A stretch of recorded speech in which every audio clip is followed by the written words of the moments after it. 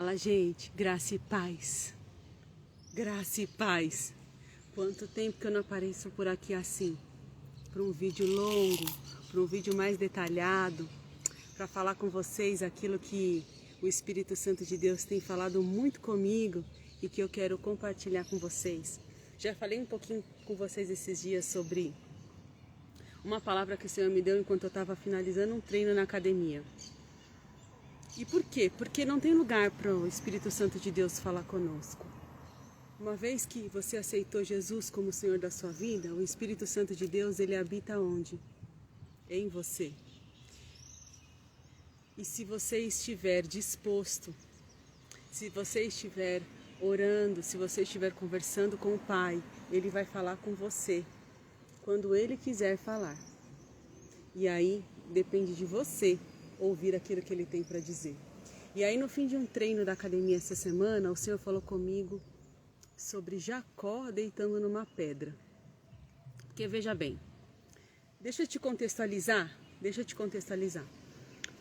O treino na academia foi com uma bola bem pesada. E nessa bola pesada a gente fazia alguns exercícios com essa bola, né? E ao fazer os exercícios com a bola,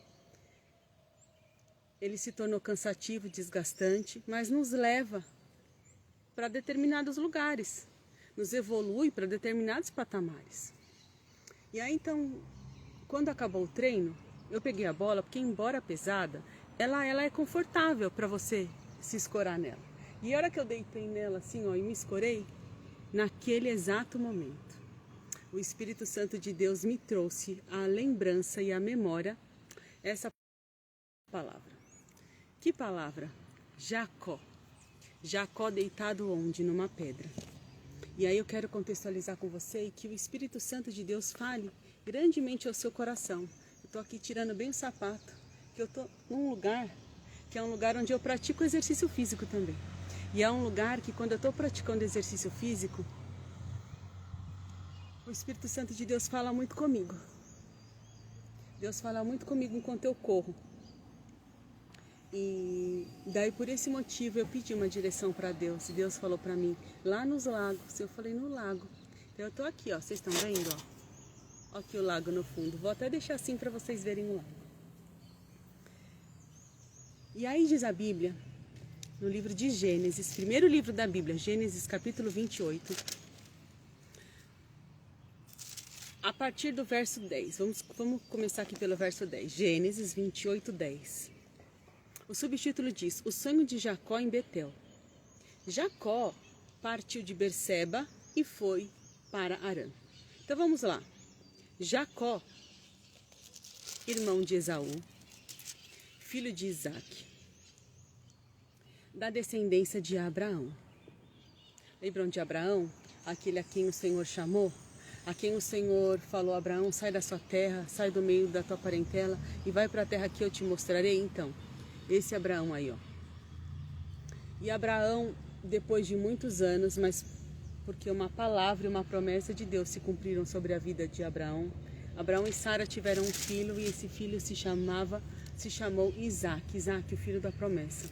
E Isaque se casou com Rebeca e Rebeca também não podia ter filhos. A história se repetindo de pai para filho, né?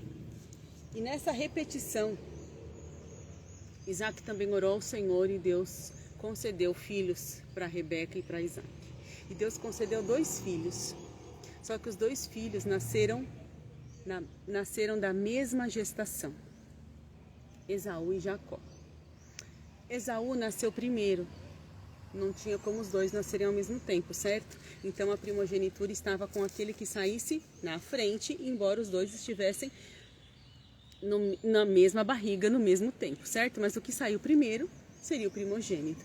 E Jacó o segundo, ele saiu em segundo, mas ele saiu com a mãozinha segurando o calcanhar do seu irmão. Então Jacó saiu segurando o calcanhar de Esaú e por isso ele recebeu esse nome, Jacó, aquele que segura o calcanhar. E Esaú e Jacó tinham, embora mesma casa, mesma família, mesma estrutura, mesmo tempo, mesma mãe, mesmo pai. Embora eles tinham características físicas completamente diferentes. E não só características físicas, mas também padrões comportamentais completamente diferentes. Estilos diferentes, entendimentos diferentes, não é verdade? E é assim, e é aí que Deus já está falando conosco. Não importa se mesmo pai, mesma mãe, se mesma casa, se mesma estrutura física. Cada filho é único. Assim como Deus fez cada um de nós únicos, Deus também fez os nossos filhos únicos. E é um grande engano nosso querermos ter mesmos padrões, queremos ter o mesmo padrão de educação e de atitudes com filhos diferentes, porque eles são únicos, e Esaú e Jacó são a prova viva para nós de que dois filhos, mesmo tempo, mesma casa, mesmos pais, mesmo contexto, mesmo período temporal, eles eram completamente diferentes, porque Deus fez cada um deles de uma forma única, assim como fez a mim e você. Diferentes. E Esaú e Jacó tinham suas características. Esaú tinha apreço por determinadas coisas e Jacó tinha apreço por outras. Esaú tinha habilidade em determinadas coisas e Jacó tinha habilidades em outras. Acontece que Esaú era o primogênito e por ser o primogênito ele teria direito à bênção do pai quando o pai assim partisse. E ele teria acesso e teria por direito a bênção da primogenitura. Só que numa determinada ocasião, Esaú voltou de uma caçada com muita fome, sentiu o cheiro de uma comida que Jacó tinha feito. E Jacó, um grande negociador, olhou aquele cenário, viu a oportunidade e negociou com o seu irmão. Então, nesse momento, Jacó fez uma negociação com Esaú. Olha só.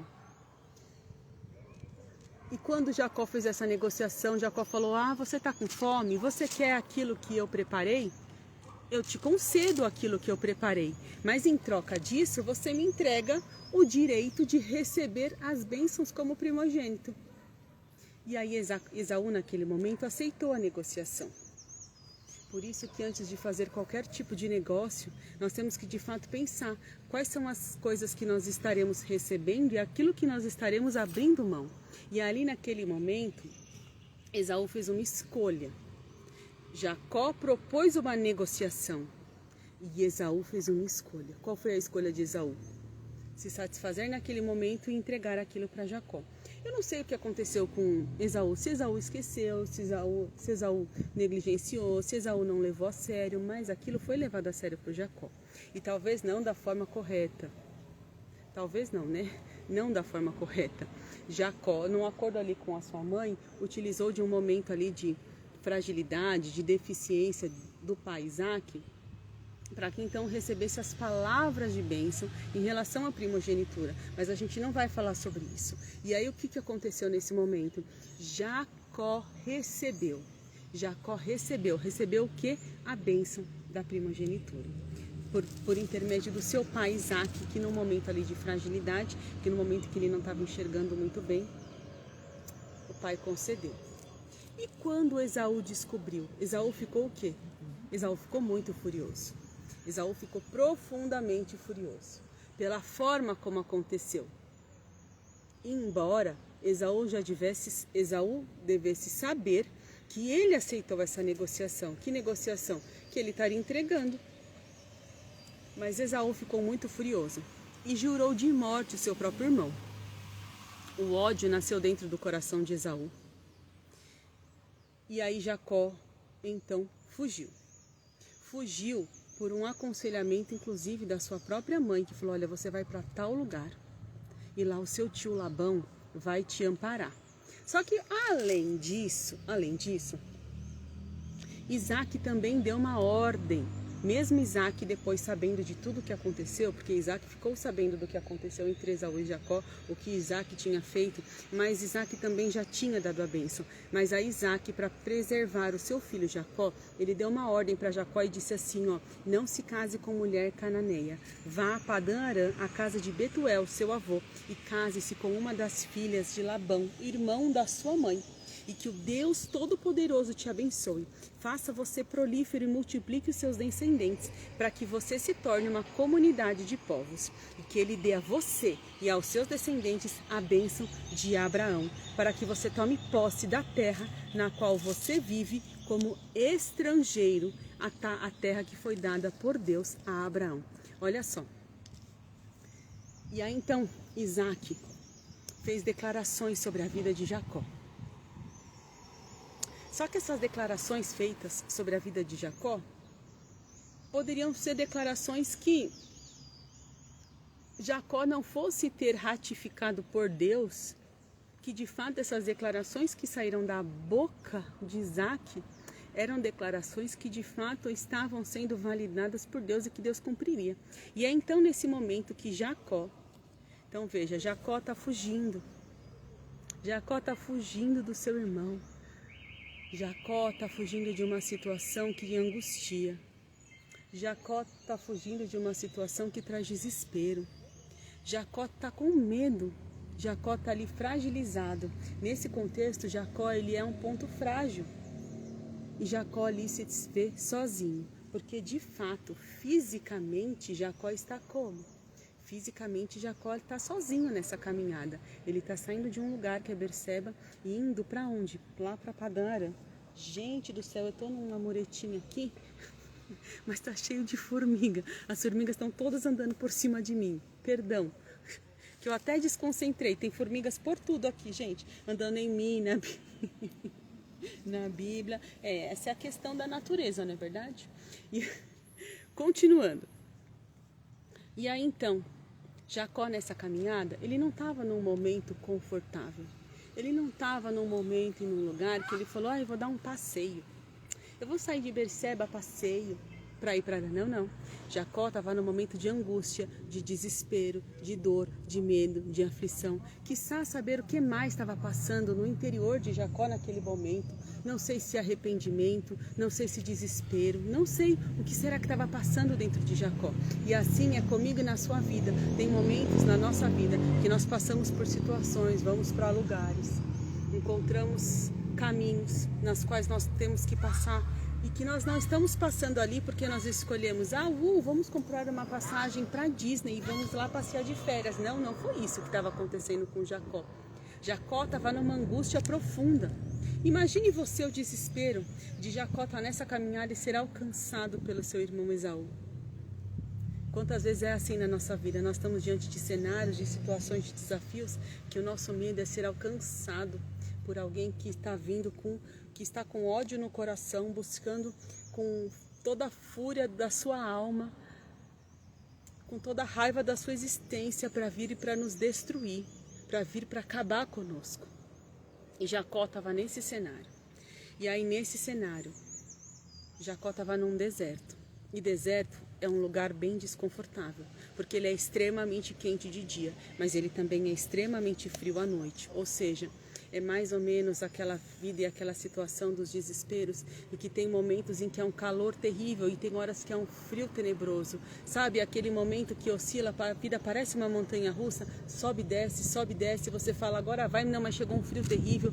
Mas agora está começando a aquecer da noite, graças a Deus, está melhorando, mas daqui a pouco vem um sol torrencial e você fala...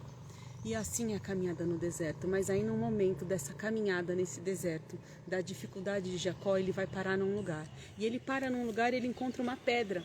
E nesse lugar, e nessa pedra que ele pega essa pedra, não tem nenhuma pedra aqui, mas eu estou sentada numa muretinha de pedras. E aí nessa pedra, Jacó encosta a cabeça na pedra para descansar. E pedra, para cada contexto, a pedra tem uma utilidade. Você já parou para pensar que um mesmo objeto pode ter muitas utilidades na vida? Uma pedra, uma pequena pedra na mão de Davi, foi a arma para ele derrubar um Golias. E uma pedra aqui na mão de Jacó foi um instrumento para ele descansar e para ele ter um encontro profundo com Deus. E aí, nesse momento, diz a Bíblia aqui, chegando a um determinado lugar, parou para pernoitar porque o sol já se havia posto.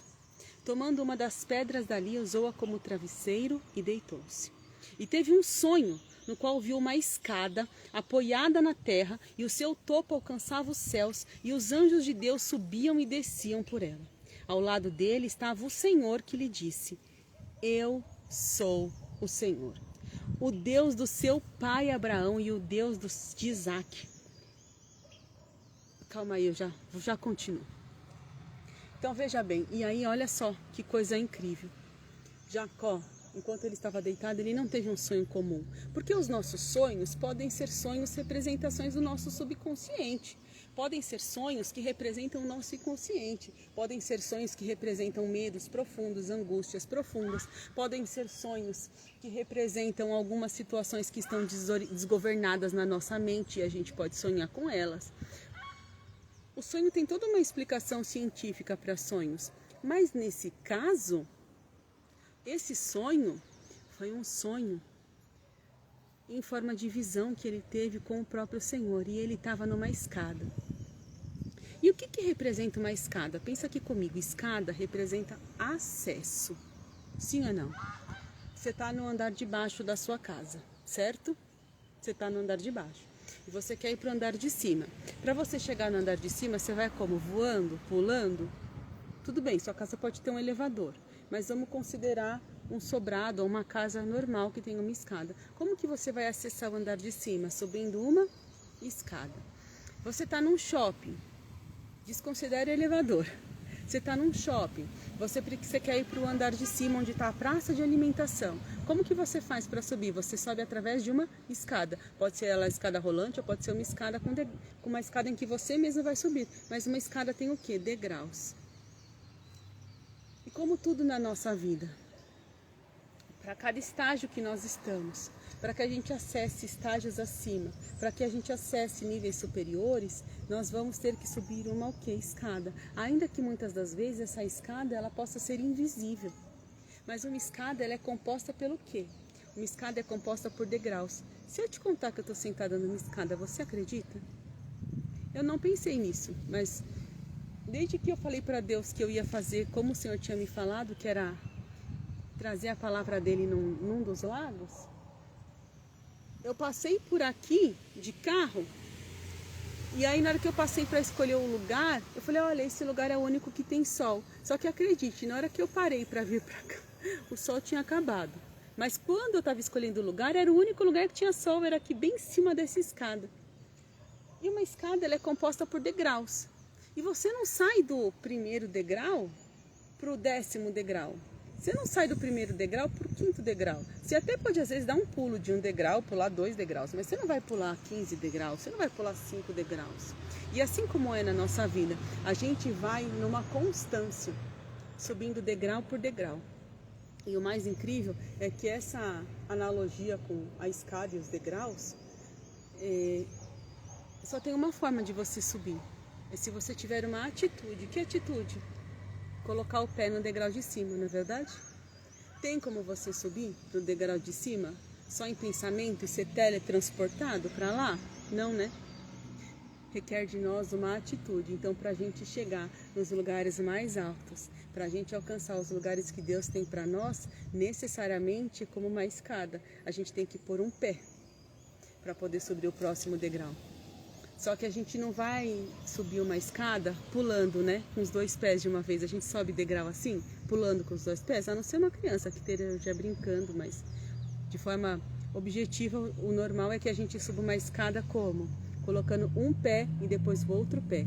Um pé e depois o outro pé. Não é assim que a gente sobe as escadas na nossa vida? Então, em todas as áreas da nossa vida, seja ela no nosso casamento, seja ela como na nossa maternidade, seja na nossa vida ministerial, seja na nossa vida profissional, o que quer que façamos, nós vamos degrau a degrau, degrau a degrau.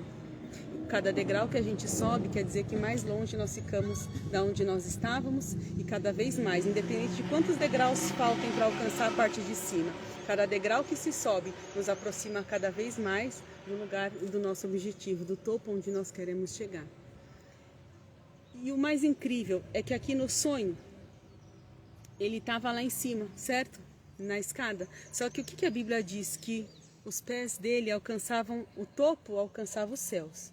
E que os anjos de Deus desciam e subiam por essa escada. E o que quer dizer? Que nessa caminhada, quando nós estamos no propósito de Deus, mesmo que a gente esteja no primeiro degrau e ainda tenha uma certa caminhada até o último degrau, os anjos subindo e descendo representam que em todo tempo Deus está conosco cuidando de nós, porque a Bíblia diz lá em Salmo 91, não é? Que aos seus anjos Deus daria ordem a nosso respeito para nos guardarem. Então quer dizer que mesmo que Jacó parecesse estar sozinho, Jacó não estava. Nessa caminhada que ele faria subindo os degraus até o lugar onde Deus tinha estabelecido para ele, Deus tinha enviado os anjos para guardarem ele, para protegê-los, e como é nas nossas vidas. Nós não estamos só, mesmo que pareçamos que estejamos sós. Eu estou sentada aqui numa escada, parece que eu estou só, mas por essa palavra eu sei que eu não estou. Eu sei que eu não estou. Eu sei que o Senhor acampou anjos para me guardarem, para me protegerem nessa caminhada. E aí Deus então se apresenta e fala: eu sou o Senhor. Eu sou o Deus do seu pai Abraão, sou o Deus de Isaac. E o que foi que o pai dele falou para ele antes de deixá-lo? O que foi que o pai falou? Que o Deus de Abraão, ou seja, que o Deus do início de tudo. Que Deus? O Deus que começou todas as coisas. Porque Deus começou por meio de Abraão, não foi? Então, qual é o Deus que vai estar com você? O Deus que começou a boa obra. O Deus que começou. O Deus que te resgatou, esse Deus, ele vai estar com você todo o tempo, em todo lugar, te acompanhando nessa caminhada. E aí ele diz assim, ó, lembra do que Isaac falou para o filho? Vou lembrar você. Olha o que Isaac falou para o filho. Isaac disse assim, ó, que o Deus Todo-Poderoso o abençoe, faça prolífero e multiplique que os seus descendentes, para que você se torne uma comunidade de povos. Isso foi o que Isaac falou para ele. Que ele dê a você e seus descendentes a bênção de Abraão, para que você tome posse da terra na qual você vive como estrangeiro, a terra que foi dada por Deus a Abraão. E olha o que Deus vai falar para Jacó, se manifestando para Jacó, olha o que Deus vai falar para ele. Darei a você e aos seus descendentes a terra na qual você está deitado. Isso é muito profético. Sabe a terra a qual você tem ficado deitado? Sabe a terra onde você tem dormido como estrangeiro? Sabe a terra onde você... Sabe a terra onde ali parece que ela não te pertence?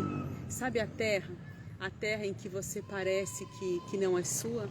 A terra que talvez o documento nem esteja no seu nome, a terra talvez em que você só esteja sendo visto como mais um daquele rebanho. Sabe a terra em que você está aí como novato, a terra onde ninguém te credencia, a terra onde talvez você seja descredibilizado. Sabe essa terra aí? É essa terra que o Senhor está dizendo aqui, ó, eu darei a você e aos seus descendentes. Seus descendentes serão como o pó da terra. O que é ser como o pó da terra? O que é ser como o pó da terra? Lembra do que Deus falou para Abraão? A sua descendência será incontável, assim como a areia do mar. E aí o próprio Deus diz assim para ele, ó, e eles vão se espalhar de oeste para oeste, de oeste para o leste, do norte para o sul. Todos os povos da terra serão abençoados por meio de você e da sua descendência. E olha que lindo agora o que Deus diz para Jacó. Que diz para Jacó e diz para nós como Jacó que somos. Eu estou com você. Eu cuidarei de você aonde quer que vá. E eu o trarei de volta para esta terra. E não o deixarei enquanto não fizer o que eu prometi. E aí Jacó acordou do sono. E aí Jacó teve certeza, sem dúvida. O Senhor está comigo. O Senhor está neste lugar. Só que eu não sabia. E quantas das vezes nós estamos em certos desafios na vida ou em certas caminhadas da vida que nós olhamos e falamos, bom, eu sei que Deus está vendo, eu sei que Deus existe, eu creio em Jesus, eu sei que Deus conhece todas as coisas, mas nessa caminhada aqui eu estou tendo que desbravar tudo sozinho. Nessa caminhada aqui eu estou tendo que descobrir tudo sozinho. Nessa caminhada aqui estou eu. Nessa caminhada só estou eu e minha família. Nessa caminhada só estou eu e meu marido. Nessa caminhada, uma hora Deus vai aparecer e vai fazer alguma coisa. Talvez nessa caminhada Deus esteja lá, ó. Talvez Deus esteja lá, ó. Lá na frente, tá vendo? Opa, cadê? Talvez Deus esteja lá, ó. Lá na frente, sabe? Talvez Deus esteja ali, ó, lá do outro lado do lago. Mas olha o que Jacó então percebe. O Senhor está neste lugar, mas eu não sabia. Onde é que Deus estava? Deus estava, não era naquele lugar físico, Deus estava com Jacó. Deus estava com Jacó. Independente dos percalços, independente dos medos, das angústias e dos desafios, Deus estava com quem? Deus estava com Jacó. E aí então, a Bíblia vem dizer que Jacó disse assim: temível é este lugar, não é outro senão a casa de Deus. Esta é a porta dos céus. E na manhã seguinte, Jacó pegou a pedra que ele tinha usado como travesseiro, colocou a pedra em pé, como uma coluna, derramou óleo sobre o seu topo e deu o nome de Betel. Aquele lugar, embora a cidade anteriormente fosse chamada de Luz, e ele deu o nome àquele lugar de Betel, que senão Betel significa a casa de Deus. E é claro que foi uma colocação simbólica daquela pedra. Hoje nós não vamos chegar num determinado lugar, colocar uma pedra e dizer, aqui é a casa de Deus, porque aqui é a casa de Deus. No meu coração, aqui é a casa de Deus. Aí é a casa de Deus é no seu coração. E Deus está nela só de vez em quando? Deus está neste lugar. Deus está neste lugar. Deus está na casa dele, que é o teu corpo. Mas Deus, ao mesmo tempo que ele está na casa dele, que é você, Deus está junto com você. Deus está ao teu redor, Deus está abrindo os caminhos. E aí o Senhor me lembrou de uma palavra que está em Salmo 9, no seu verso 10, que diz assim, Salmo 9, verso 10. Salmo 9. Os que conhecem o teu nome confiam em ti, pois tu, Senhor, jamais abandona os que te buscam. O Senhor jamais abandona os que te buscam. Então Jacó poderia estar se sentindo abandonado, esquecido, deixado de lado. Talvez você esteja se sentindo assim, em alguma situação da sua vida, abandonado ou deixado de lado, sozinho nessa caminhada desértica, sozinho nos desafios, com medo, angustiado, precisando fugir de um lugar para o outro, mas o Senhor tem uma palavra para a sua vida que diz, poxa vida, eu tirei da página. E o Senhor tem uma palavra para a sua vida que é, eu estou com você, e eu vou com você para onde você for, e eu não vou te deixar enquanto eu não fizer tudo aquilo que eu te prometi. E ainda o Senhor diz assim, essa terra aí, essa terra é sua, essa terra é sua. Eu, Senhor, te dei por herança. É isso que a Bíblia fala sobre estar com você nesse lugar. E esta terra, ela é sua, por herança. Porque o Senhor prometeu. E porque o que o Senhor promete não volta atrás. Porque a palavra dele cumpre aquilo para o qual ela foi designada e ela não volta vazia. E ela prospera naquilo que ela foi designada para ser feito. Então essa palavra está prosperando e que Deus está conosco em todo tempo, em todo lugar. De que Deus nos dá esta terra por herança e de que Deus nos abençoa com a bênção de Abraão. E a bênção é tão grande que ela não se estende só para nós, ela também se estende para a nossa descendência, ou seja, para quem vem abaixo. Então, nesse seu desafio, talvez nesse seu projeto, talvez nesse seu empreendimento, se Deus já te deu a visão, nessa escada, vai subindo, um degrau de cada vez, mas sobe. Vai subindo os degraus, tem atitudes de coragem, ousadia, vai colocando um pé de cada vez, e cada degrau que você for subindo é mais longe do que você já deixou mais coisas para trás e mais perto você está do topo. Que essa palavra tenha falado com você, compartilhe com quem você sentir no seu coração de compartilhar. Deus te abençoe. E para que eu saiba que de fato essa palavra falou com você, depois você curte essa mensagem ou você deixa um comentário. Deus te abençoe e até a próxima palavra.